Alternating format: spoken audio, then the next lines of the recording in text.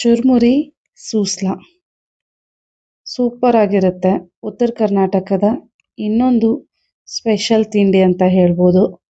ಸಾಯಂಕಾಲ snack time ಆಗಿರ್ಬೋದು, ಬೆಳಗ್ಗೆ ತಿಂಡಿಗಾಗಿರ್ಬೋದು, ಒಂದು 10 ನಿಮಿಷದಲ್ಲಿ ರೆಡಿ ಮಾಡ್ಕೊಂಡ್ಬಿಡ್ಬೋದು. ಸಿಂಪಲ್ ಇಂಗ್ರೀಡಿಯೆಂಟ್ಸ್ ಮನೇಲಿರೋದೇ ಎಲ್ಲ. ಅಂಗಡಿಗೆ ಹೋಗಿ ತಂದು ಮಾಡಬೇಕು ಅಂತ ಏನಿಲ್ಲ. ಆಲ್ಮೋಸ್ಟ್ ಎಲ್ಲ ಇಂಗ್ರೀಡಿಯೆಂಟ್ಸು ಮನೇಲಿದ್ದೇ ಇರುತ್ತೆ. ಒಂದು 3 ಶೇರ್ನಷ್ಟು ನಾನು ಚುರುಮುರಿನ ತಗೊಂಡಿದ್ದೀನಿ. ಇದಕ್ಕೆ ನೀರನ್ನು ಹಾಕ್ಕೊಂಡ್ಬಿಡೋಣ. ಚುರುಮುರಿ ಎಲ್ಲ ಫುಲ್ ಒದ್ದೆ ಆಗುವಷ್ಟು ನೀರನ್ನು ಹಾಕಿದರೆ ಸಾಕು. ಇವಾಗ ಈ ರೀತಿ ಚುರುಮುರಿನ ಕೈಯಿಂದ ಹಿಂಡಿ ನೀರನ್ನೆಲ್ಲ ತೆಗೆದ್ಬಿಟ್ಟು ಒಂದು ಪ್ಲೇಟ್ಗೆ ಹಾಕ್ಕೊಂಡ್ಬಿಡ್ತೀನಿ.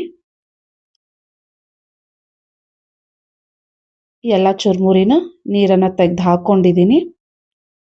ಇವಾಗ ಇದಕ್ಕೆ ರುಚಿಗೆ ತಕ್ಕಷ್ಟು ಉಪ್ಪನ್ನು ಹಾಕ್ಕೊಂಡ್ಬಿಡ್ತೀನಿ. ಚುರುಮುರಿ ಅಥವಾ ಮಂಡಕ್ಕಿಯಲ್ಲಿ ಸ್ವಲ್ಪ ಸಾಲ್ಟ್ ಕಂಟೆಂಟ್ ಇರುತ್ತೆ, ಹುರಿಯುವಾಗ ಹಾಕಿರ್ತಾರೆ. ಸೊ ಉಪ್ಪನ್ನು ನೋಡ್ಕೊಂಡು ಹಾಕೊಳ್ಳಿ. 2 ಟೇಬಲ್ ಸ್ಪೂನಷ್ಟು ಎಣ್ಣೆನ ಹಾಕ್ಕೊಂಡ್ಬಿಡ್ತೀನಿ ಒಂದು ಬಾಣಲಿಗೆ. ಇದಕ್ಕೆ ಒಂದು ಸ್ವಲ್ಪ ಕಡಲೆ ಬೀಜನ ಹಾಕ್ಕೊಂಡು ಕಡಲೆ ಬೀಜ ಎಲ್ಲ ಕ್ರಂಚಿ ಆಗುವವರೆಗೂ ಹುರ್ಕೊಂಡ್ಬಿಡೋಣ. ಕಡಲೆ ಬೀಜದ ಕಲರ್ ಕೂಡ ಚೇಂಜ್ ಆಗಿದೆ, ಹಾಗೆ ಕಡಲೆ ಬೀಜ ಕ್ರಂಚಿ ಆಗಿದೆ. ಇವಾಗ ತೆಗೆದುಬಿಟ್ಟು ಅದೇ ಎಣ್ಣೆಗೆ ಅರ್ಧ ಟೀ ಸ್ಪೂನಷ್ಟು ಸಾಸಿವೆ, ಅರ್ಧ ಟೀ ಸ್ಪೂನಷ್ಟು ಜೀರಿಗೆನ ಹಾಕ್ಕೊಂಡ್ಬಿಡೋಣ. ಮತ್ತು ಕರಿಬೇವನ್ನ ಸ್ವಲ್ಪ ಜಾಸ್ತಿ ಹಾಕೊಳ್ಳೋದ್ರಿಂದ ಫ್ಲೇವರ್ ತುಂಬ ಚೆನ್ನಾಗಿ ಬರುತ್ತೆ. ಹಾಗೆ 3 ಹಸಿಮೆಣಸಿನ್ಕಾಯಿನ ಕಟ್ ಮಾಡಿ ಹಾಕ್ಕೊಂಡಿದ್ದೀನಿ. ಖಾರ ಸ್ವಲ್ಪ ಜಾಸ್ತಿ ಬೇಕಿದ್ರೆ ಎಕ್ಸ್ಟ್ರಾ ಹಸಿಮೆಣಸಿನ್ಕಾಯಿನ ಹಾಕ್ಕೊಳ್ಳಿ. ಒಂದು ಬೌಲ್ನಷ್ಟು ನಾನು ಈರುಳ್ಳಿನ ಕಟ್ ಮಾಡಿ ಇಟ್ಕೊಂಡಿದ್ದೆ, ಅದನ್ನು ಹಾಕ್ಕೊಂಡ್ಬಿಡ್ತೀನಿ. ಈರುಳ್ಳಿ ಎಲ್ಲ ನೈಸ್ ಆ್ಯಂಡ್ ಸಾಫ್ಟ್ ಆಗಿ ಬೆಂದಿದೆ. ಇವಾಗ ಇದಕ್ಕೆ ಒಂದು ಮೀಡಿಯಂ ಸೈಜ್ನಷ್ಟು ಟೊಮ್ಯಾಟೋನ ಹಾಕ್ಕೊಂಡ್ಬಿಡ್ತೀನಿ. ಟೊಮ್ಯಾಟೊ ಇಷ್ಟ ಇಲ್ಲ ಅಂದರೆ ನೀವು ನಿಂಬೆಹಣ್ಣನ್ನು ಕೂಡ ಹಿಂಡ್ಕೊಳ್ಬೋದು. ಟೊಮ್ಯಾಟೊ ಕೂಡ ನೈಸ್ ಆ್ಯಂಡ್ ಸಾಫ್ಟ್ ಆಗಿದೆ. ಅರ್ಧ ಟೀ ಸ್ಪೂನಷ್ಟು ಅರಿಶಿನ ಹಾಕ್ಕೊಂಡ್ಬಿಡೋಣ.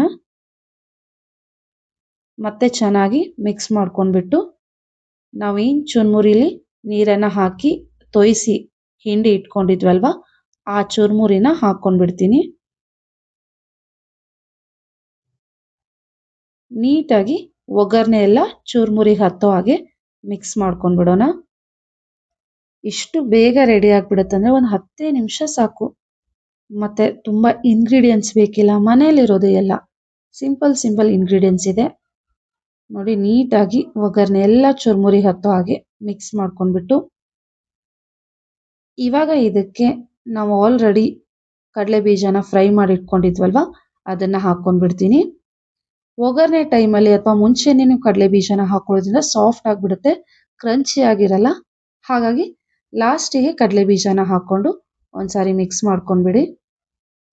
ಹಾಗೆ ನಾನು ಮಾಡೋ ರೆಸಿಪೀಸ್ ನಿಮ್ಗೆ ಇಷ್ಟ ಆದರೆ ಮರೀದೆ ಲೈಕ್, ಶೇರ್ ಆ್ಯಂಡ್ ಸಬ್ಸ್ಕ್ರೈಬ್ ಕೂಡ ಮಾಡಿ. ಇವಾಗ ಇದಕ್ಕೆ ಕೊತ್ತಂಬರಿ ಸೊಪ್ಪನ್ನು ಹಾಕ್ಕೊಂಡ್ಬಿಡ್ತೀನಿ. ಇನ್ನೊಂದ್ಸರಿ ಮಿಕ್ಸ್ ಮಾಡ್ಕೊಂಡ್ಬಿಡೋಣ. ಬಿಸಿ ಆಗಿರುವಂತಹ ಚುರುಮುರಿ ಸೂಸ್ಲಾ ರೆಡಿಯಾಗಿದೆ. ಸರ್ವ್ ಮಾಡ್ಕೊಂಡ್ಬಿಡೋಣ.